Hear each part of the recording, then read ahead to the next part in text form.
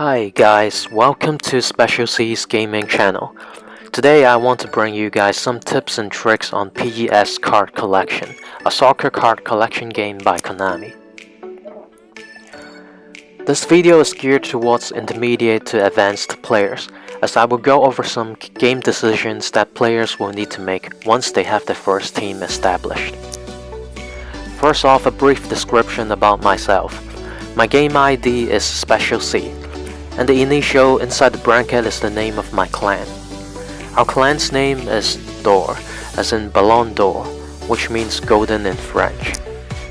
You might already have seen our clan members in ranking events, or in the Titans League, or the Fest Championships.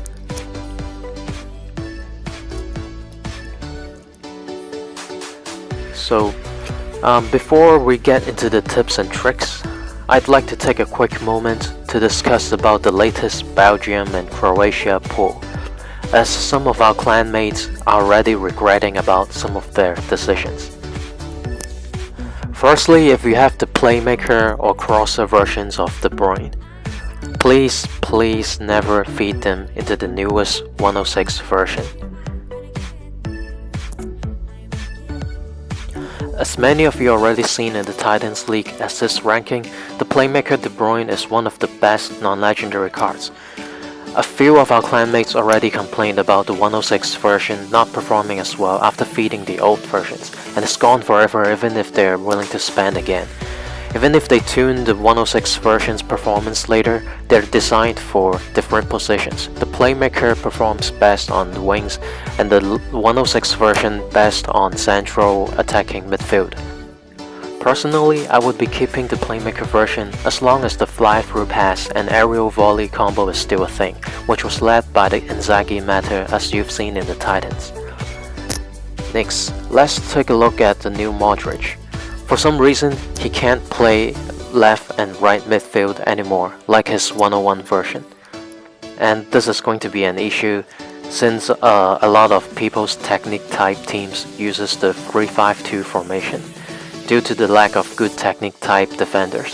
And Modric is one of the best options for the 3-5-2 left or right midfield. The general lesson is when you come across a card version as good as Playmaker De Bruyne, you might want to consider keeping both, maybe one for Titans and one for Fest with many EP badges. The third 3-skilled player is Courtois.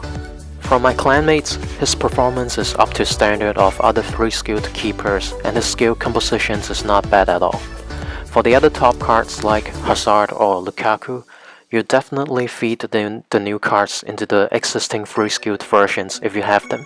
If not, keep them, but I wouldn't suggest limit breaking them with limit break points. Next, there are some tips for more advanced players who have extra resources to spare on optimizing badge fusions. For very important cards, like after a legend ranking event, you always get some extra cards for that legend. I didn't go for the 104 Beckenbauer this event, so I'll use my 102 version for illustration. A common mistake is to feed all the boots and extra cards immediately, but usually for a 3-skilled player, there's sometimes a less desirable skill badge. In this case, Beckenbauer has both defensive and passing skills, but as a DMF, most people are going to select all 3 defensive skills, and a gold passing badge will not be desirable. But take a look at this extra card which has both defensive skills.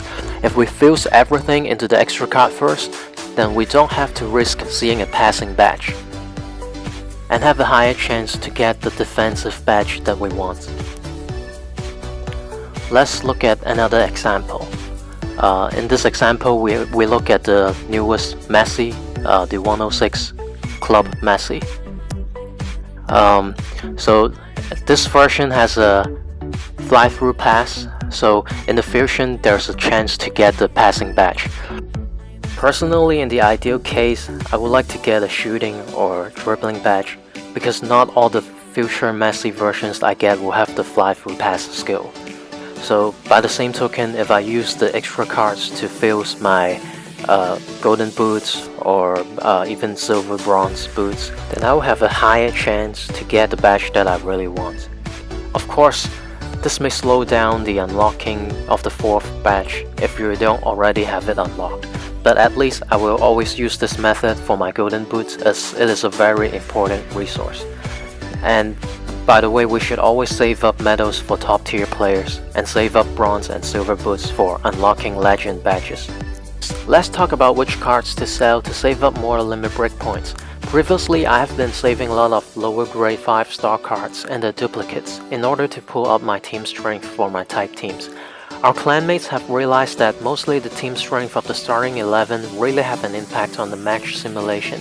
A higher total team strength might give you one more circle in the match scaling, but that doesn't seem to affect much on the end result of the simulation.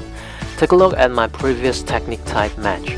I have a relatively low total team strength to compete for the golden boot, but a strong starting 11. And you can see that a strong starting 11 wins most of the matches, except for a defeat to a team that also have a very strong starting 11. By this observation, it tells me that I should have actually sold some of the duplicates of the low grade 5-star subs that I've been hoarding for my other type teams.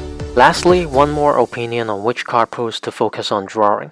Personally, I always focus on a small number of card pools to save resources, as this game always evolves around a selected few top tier players for giving out free skilled cards. This way, every year I can focus my resources on upgrading the same players. I choose to focus on the national pools because, as you all know, a few of the top stars have the potential to transfer to other clubs where Konami doesn't have license, including the likes of Messi. Right now, I'm saving up on PBs until the national special pools in the second half of the year. Even for the France pool where I have quite a few refreshing cards, I would probably still hold on to this year's France pool, unless the new Mbappe has a fly-through pass, which I don't think is going to happen, as the current meta still revolves around the wings providing fly-through passes. That's it for now. Thank you for tuning into my channel. I'm looking forward to seeing you guys in my next video.